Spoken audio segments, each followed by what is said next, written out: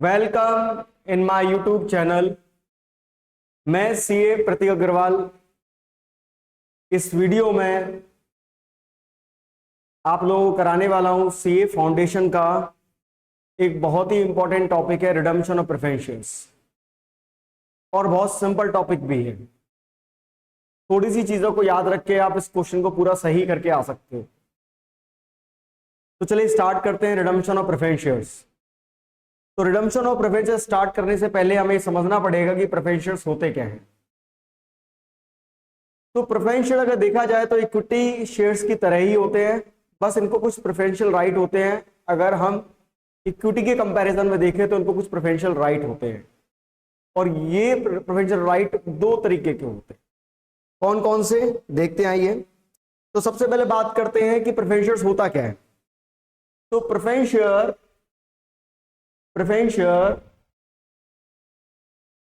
Also known as preference stock, इसको हम preference stock के नाम से भी जानते हैं, are the type of shares capital that carry certain preferential right over the equity shares. तो जैसे कि मैंने आपको भाई बताया कि होते ये इक्विटी शेयर की तरह ही हैं, बट इनको कुछ प्रेफरेंशियल राइट होता है।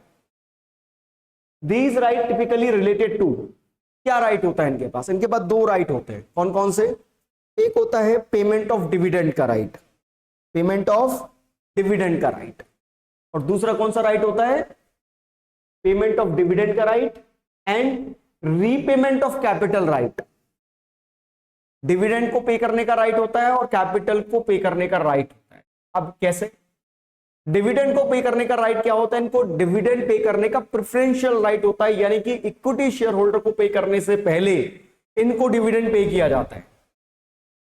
ठीक इसी तरह जब पैसा लौटाया जाता है कंपनी के वाइंडिंग अप के टाइम पर, तो सबसे पहले जो पैसा लौटाया जाता है इक्विटी के कंपैरिजन में, सबसे पहले जो पैसा लौटाया जाता है वो प्रेफरेंस शेयर होल्डर को लौटाया जाता है, उसके बाद इक्विटी शेयर होल्डर को लौटाया जाता है। तो ये दो प्रेफरेंशियल्स राइट होते हैं प्रेफरेंशियल्स होल्डर को। पहला right to receive dividend in preferential, मतलब इनको पहले डिविडेंड दिया जाता है इक्विटी शेयर होल्डर से पहले। और रीपेमेंट ऑफ कैपिटल, जब कभी भी शेयर की कैपिटल जब लौटाई जाएगी तो सबसे पहले किसको लौटाई जाएगी? कैपिटल प्रेफरेंशियल होल्डर को, तब इक्विटी शेयर होल्डर को लौटाई जाएगी। अब बात करते हैं कि कितने टाइप्स के होते हैं प्रेफरेंशियल्स। तो प्रेफरेंशियल्स की अगर हम टाइप की बात करें तो प्रेफरेंशियल जो है हमारे अलग अलग टाइप से होते हैं, अलग अलग बेसिस पर। जैसे अगर हम पहले बात करें डिविडेंड एक्यूमुलेशन के बेसिस पर, डिविडेंड एक्यूमुलेशन के बेसिस पर अगर हम डिविडेंड एक्यूमुलेशन की अगर बात करें तो दो तरीके के होते हैं, क्यूमुलेटिव प्रेफरेंस शेयर्स और नॉन क्यूमुलेटिव प्रेफरेंस शेयर्स। तो क्यूमुलेटिव प्रेफरेंस शेयर्स वो प्रेफरेंस शेयर्स होते हैं जिसमें होल्डर को राइट होता है कि अगर किसी साल में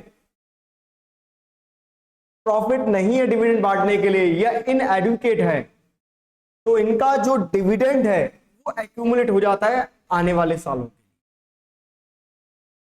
ये इनका डिविडेंड एक्यूमुलेट होता रहता है और तब तक एक्यूमुलेट होता रहता है जब तक कि कंपनी के पास सफिशिएंट प्रॉफिट ना हो उनको डिविडेंड को पे करने के लिए, तब तक उनके जो ये डिविडेंड है एक्यूमुलेट होता रहता है। जब कंपनी के पास सफिशिएंट प्रॉफिट आ जाता है डिविडेंड देने के लिए, तो कंपनी सबसे पहले इनको डिविडेंड देती है, करंट ईयर का डिविडेंड जो अब तक एक्यूमुलेट होकर आया वो डिविडेंड, तब जाके हम इक्विटी शेयर होल्डर को डिविडेंड पे करते हैं। अगर हम बात करें नॉन क्यूमुलेटिव प्रेफरेंस शेयर्स में, तो नॉन क्यूमुलेटिव प्रेफरेंस शेयर्स में कोई भी इस तरीके का राइट डिविडेंड एक्यूमुलेशन का प्रेफरेंस शेयर होल्डर्स को नहीं होता है। यानी कि if the company fail to pay dividend in any year, अगर किसी ईयर में डिविडेंड नहीं दे पाती है कंपनी इनएडुकेट प्रॉफिट होने की वजह से, the right to receive this dividend for that year is lost. तो प्रेफरेंस शेयर होल्डर को उस साल का कोई भी डिविडेंड पे नहीं किया जाता, मतलब यहां पर इनको एक्यूमुलेशन का राइट नहीं मिलेगा। जैसे ऊपर हमने देखा था, मान के चलो कंपनी के पास 2024 में सफिशिएंट प्रॉफिट नहीं है प्रेफरेंस शेयर होल्डर को डिविडेंड देने के लिए, तो 2024 का जो डिविडेंड है वो नेक्स्ट ईयर में पोस्टपोन्ड हो जाएगा। यानी कि अगर 2025 में कंपनी के पास सफिशिएंट अगर प्रॉफिट है, 2025 में अगर कंपनी के पास सफिशिएंट प्रॉफिट है, तो कंपनी जो है इस साल का प्रेफरेंस डिविडेंड के साथ साथ पिछले साल का भी प्रेफरेंस डिविडेंड पे करेगी। लेकिन अगर यही स्थिति non cumulative preference share holder के साथ होती, तो कंपनी सिर्फ करंट ईयर का यानी 2025 का पे करेगी, 2024 का पे नहीं करेगी। यानी कि लास्ट ईयर का डिविडेंड पे नहीं करेगी जिस ईयर में कंपनी के पास एडिक्वेट प्रॉफिट नहीं था। बात करते हैं रिडम्पशन के बेसिस पर। तो रिडम्पशन के बेसिस पर हमारे जो प्रेफरेंस शेयर्स होते हैं वो दो तरीके के होते हैं। रिडम्पशन के बेसिस पर हमारे प्रेफरेंस शेयर्स दो तरीके के होते हैं। पहला होता है आपका रिडीमेबल, जिसको अब हम आगे पढ़ने वाले हैं। यही एक ऐसे प्रेफरेंस शेयर्स है जिसकी वजह से ये चैप्टर हमें पढ़ना है, क्योंकि रिडम्पशन और प्रेफरेंस शेयर उन्हीं शेयर्स का होता है जो रिडीमेबल है। जो रिडीमेबल नहीं है उनका रिडम्पशन होता ही नहीं है। ठीक है, तो रिडीमेबल प्रेफरेंस शेयर्स वो होते हैं जिनका पैसा हमें वापस लौटाना पड़ता है। वापस खरीद के हमें पैसा वापस लौटाना पड़ता है एक फिक्स डेट को या आफ्टर स्पेसिफाइड पीरियड। लेकिन अगर हम सेक्शन 55 ऑफ कंपनीज एक्ट 2013 की बात करें तो उन्होंने बोला हुआ है कि प्रेजेंट में एक इंडियन कंपनी कोई भी प्रेफरेंस शेयर्स नहीं इशू कर सकती जो 20 साल बाद रिडीम हो, एक्सीड 20 इयर्स वाले रिडीमेबल वाले प्रेफरेंस शेयर्स अब इशू नहीं होते हैं। कुछ केसेस को छोड़कर इंफ्रास्ट्रक्चर प्रोजेक्ट जहां पर होता है वहां पर कंपनी 20 साल से ज्यादा के रिडीम वाले कर सकती है। अदरवाइज नॉर्मल केसेस में 20 साल से ऊपर वाले, अब 20 साल से ज्यादा रिडीम होने वाले प्रेफरेंस शेयर जो है वो इशू अब नहीं होते हैं। इररिडेबल प्रेफरेंस शेयर्स वो प्रेफरेंस शेयर्स होते हैं जो रिडीम नहीं होते, किसी स्पेसिफाइड डेट को या स्पेसिफाइड पीरियड के बाद नहीं रिडीम होते। मतलब ये कंटिन्यूसली चलते रहेंगे जो अब इंडिया में अलाउड नहीं है। यानी कि आपको जो है रिडीम करने ही पड़ेंगे, ये इंडिया में अलाउड नहीं है। आपको 20 साल के अंदर उसको रिडीम करना ही पड़ेगा। फिर आता है नेक्स्ट टाइप, कन्वर्टेबिलिटी के बेसिस पर। तो कन्वर्टेबिलिटी के बेसिस पर जो हमारे प्रेफरेंस शेयर्स होते हैं वो होते हैं हमारे दो तरीके के, कन्वर्टेबल और non convertible. Convertible preference shares वो प्रेफरेंस शेयर्स होते हैं जिनको कि आप एक टाइम के बाद सर्टेन पीरियड के बाद या स्पेसिफाइड डेट को आप उसे प्री डिटरमाइंड रेशियो में इक्विटी शेयर्स में कन्वर्ट करवा सकते हो। मतलब यहां पर प्रेफरेंस शेयर्स होल्डर के पास राइट होता है कि एक टाइम के बाद वो अपने शेयर्स को, प्रेफरेंस शेयर्स को इक्विटी शेयर्स में कन्वर्ट करवा सकता है। लेकिन नॉन कन्वर्टेबल प्रेफरेंस शेयर्स में ऐसा कोई भी प्रेफरेंस शेयर होल्डर को राइट नहीं होता है कि वो अपने प्रेफरेंस शेयर्स को इक्विटी शेयर्स में कन्वर्ट करवा ले। इसके बाद अगर हम बात करें नेक्स्ट टाइप्स की, तो अगला टाइप्स होता है पार्टिसिपेशन के बेसिस पर। तो यहां पर दो तरीके के होते हैं, पार्टिसिपेटिंग और non participating. Participating preference shares वो होते हैं अगर मान के चलो कि पहले हमने प्रेफरेंस शेयर होल्डर को डिविडेंड दे दिया प्रॉफिट में से, इक्विटी शेयर होल्डर वालों को भी दे दिया, उसके बाद भी अगर कोई प्रॉफिट बचता है और कंपनी डिविडेंड डिस्ट्रीब्यूट करना चाहती है तो उस डिविडेंड में इन शेयर होल्डर का भी राइट होता है कि इनको भी डिविडेंड दिया जाएगा सरप्लस प्रॉफिट में से। सरप्लस प्रॉफिट में से इन लोगों को भी राइट होता है कि डिविडेंड दिया जाए अगर पार्टिसिपेटिंग प्रेफरेंस शेयर्स होल्डर है तो। और अगर non participating preference shares holder है तो उनको इस तरीके का कोई भी राइट नहीं होता है कि सरप्लस प्रॉफिट में से उनको डिविडेंड दिया जाए। तो इस तरीके से हमने 4 कैटेगरी में बांटा। पहला हमने बांटा आपका रिडेबल और इडरेबल के बेसिस पर,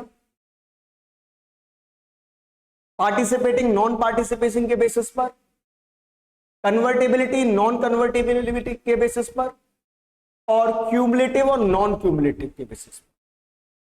अब बात करते हैं, हमारा अगला टॉपिक आता है जो मेन टॉपिक है हमारा, redemption of preference shares. Redemption of preference shares का मतलब क्या होता है कि हम प्रिफरेंस शेयर्स कैपिटल को वापस लौटा रहे हैं। हमने जो शेयर इश्यू करके जो कैपिटल इकट्ठी करी थी, अब उसको लौटाने का समय आ गया है। अब हम उस पैसे को लौटा रहे हैं प्रिफरेंस शेयर होल्डर को किसी एग्रीड डेट को। तो redemption of preference share mean repaying the capital back to preference share holder at an agreed amount on an agreed date. It is the process of discharging the company liability towards the preference share capital. यहां पर हम अपनी liability पे कर रहे हैं, shares को cancel करके प्रिफरेंस शेयर होल्डर को हमें अपनी लायबिलिटी पे करनी।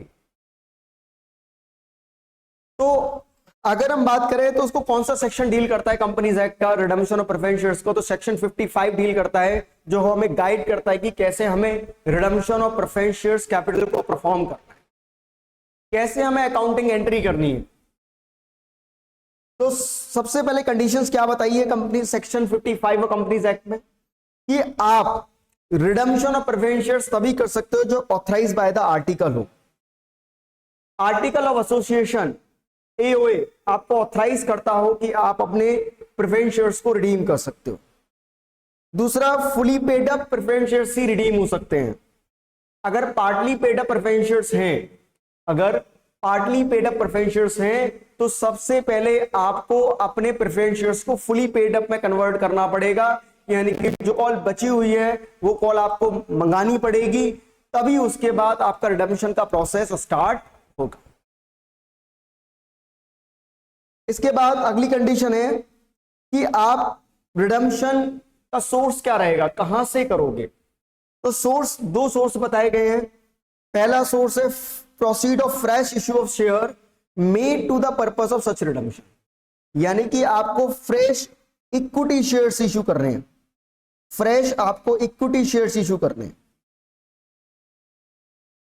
आपको फ्रेश इक्विटी शेयर इश्यू करने हैं, या आप अपने प्रॉफिट में से भी पैसा ट्रांसफर कर सकते हो, डिस्ट्रीब्यूटेबल प्रॉफिट में से। किस में ट्रांसफर कर सकते हो? CRR, capital redemption reserve. Source क्या रहेंगे?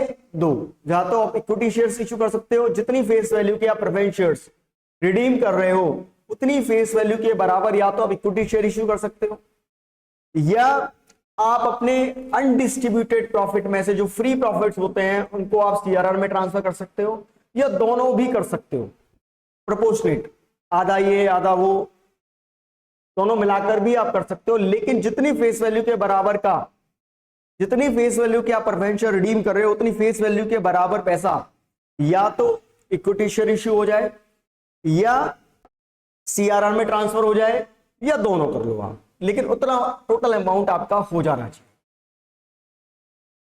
CRR, अभी मैंने आपको बताया CRR क्यों बनाते हैं? प्रेफरेंस शेयर्स को रिडीम करने के लिए एक सोर्स होता है। तो लिखा हुआ है where preference share are redeemed out of the distributable profit, out of the distributable profit, a sum equal to nominal amount of share to be redeemed must be transferred out of profit to reserve called the capital redemption reserve। यानी कि जितनी face value के आप preference share redeem कर रहे हो उतनी face value के बराबर का पैसा आपको CRR में ट्रांसफर करना पड़ेगा। अब ये बनाते क्यों हैं? तो लिखा हुआ है this ensure that capital base of the company is not eroded. मतलब जो कैपिटल का बेस है, मतलब जो आपकी टोटल शेयर होल्डर फंड है, वो इरोड ना हो, कम ना हो। पर्पस ऑफ CRR क्या है? CRR ensure the replacement and retention of capital when redemption is done out of the profit, the amount that would be distributed as a dividend is retained in the business. यानी कि वो dividend की तरह distribute ना होके हमारी company के अंदर रहना चाहिए CRR के नाम से। आप इसको बांट नहीं सकते हो डिविडेंड की तरह, लेकिन हां आप इसको यूज कर सकते हो fully paid bonus share issue करने के लिए। क्योंकि जब आप बोनस शेयर इशू करोगे तो भी आपकी कैपिटल रिटेन रहेगी, क्योंकि ये आपका सीआरआर कन्वर्ट हो जाएगा बोनस शेयर्स, तो कैपिटल फिर भी आपकी बैलेंस शीट रहेगी। जो हमारा ऑब्जेक्टिव था कि हमारा जो कैपिटल बेस है वो इरोडेड ना हो, तो यहां पर हमारा ऐसा नहीं होगा अगर हम बोनस शेयर इशू कर देंगे तो लिखा हुआ है CRR can be use only for issuing fully paid bonus share to the member of the company, it can not be use for any other purpose. हम किसी इसको अदर पर्पस से यूज नहीं कर सकते। फिर आता है प्रीमियम ऑन रिडम्पशन। प्रीमियम और रिडम्पशन का मतलब क्या है कि मान के चलो 100 रुपए का प्रेफरेंस शेयर है, लेकिन हमें 110 रुपया लौटाना है, 110 रुपया लौटाना है, तो जो 10 रुपया हमें एक्स्ट्रा लौटाना है उसको हम क्या बोलेंगे, प्रीमियम। उस प्रीमियम का हम क्या करेंगे, तो उस प्रीमियम को हमें राइट ऑफ करना पड़ेगा, उस लॉस को हमें क्या करना पड़ेगा, राइट ऑफ करना। राइट ऑफ कहां से कर सकते हैं, राइट ऑफ हम कर सकते हैं अपने फ्री प्रॉफिट, हम उसे राइट ऑफ कर सकते हैं सिक्योरिटी प्रीमियम अकाउंट से, क्योंकि सिक्योरिटी प्रीमियम अकाउंट जो सेक्शन 52 में लिखा हुआ है उसमें बताया गया है कि आप सिक्योरिटी प्रीमियम कहां कहां यूज कर सकते हो। उसमें लिखा हुआ है कि आप premium on redemption of preference shares को राइट ऑफ करने के लिए यूज कर सकते हो। तो जैसे कि हमने देखा कि प्रेफरेंस शेयर को रिडीम करना है तो कहां कहां से कर सकते हैं, दो सोर्स मैंने आपको बताए। कौन कौन से दो सोर्स बताए, पहला सोर्स मैंने आपको बताया कि आप इक्विटी शेयर इशू कर सकते हो, दूसरा सोर्स मैंने आपको बताया कि आप सीआरआर में पैसा ट्रांसफर कर सकते हो फ्री रिजर्व से। तो चलिए उन्हीं मेथड्स को हम देखते हैं। अगर हम फ्रेश इशू ऑफ शेयर करके, fresh issue of equity share करके अगर हम रिडीम कर रहे हैं, अब देखो शेयर्स यहां पे बार बार इसलिए लिखा हुआ है कि मैं आपको इक्विटी शेयर बोल रहा हूं, लेकिन प्रेफरेंस शेयर्स भी हम इशू कर सकते हैं, ठीक है, नए प्रेफरेंस शेयर्स भी इशू कर सकते हैं।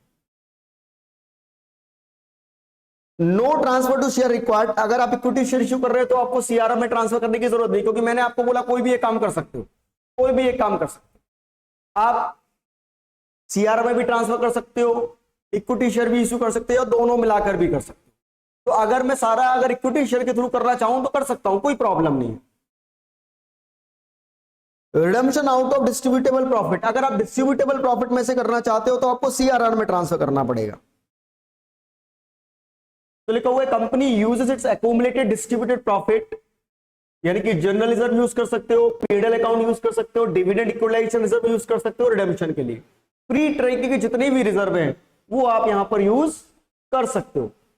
तो मैंने आपको बताया क्या क्या यूज कर सकते हो, आप जनरल रिजर्व यूज कर सकते हो, पीएनडल यूज कर सकते हो, और डिविडेंड इक्वलाइजेशन रिजर्व यूज कर सकते हो। जो भी फ्री टाइप के रिजर्व है वो आप यूज कर सकते हो।